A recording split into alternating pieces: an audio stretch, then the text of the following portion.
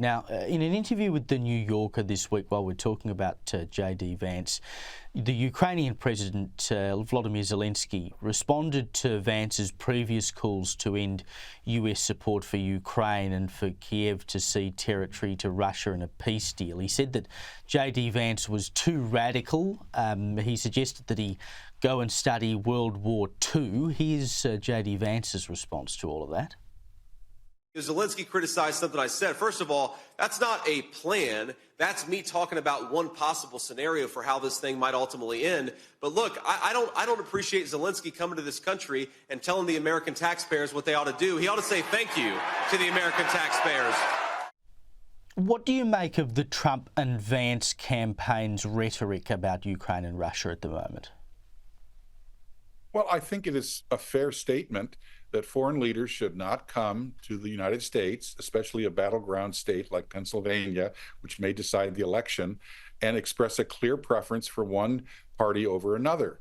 That is unusual, and I think that most Americans would resent such interference. After all, if we're going to go crazy about a few Russian trolls putting, fake ads on the internet, I think we should be upset when foreign leaders actually come and try to steer election results in a state like Pennsylvania, which frankly has a lot of Polish and Ukrainian voters of Ukrainian or Polish background in it. Mm.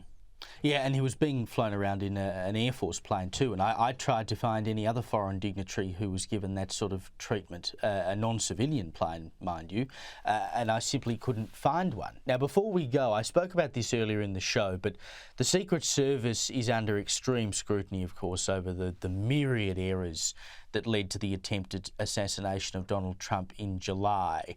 A new poll commissioned by the US Senate, new report I should say, commissioned by the US Senate, revealed that an agent with only informal training with drone equipment called a tech support hotline, as I was talking about earlier, which ended up delaying this thing going in the air so they could surveil the area. The litany of mistakes that were made that is being lined out here, told every single day there is another one. It just couldn't get any worse.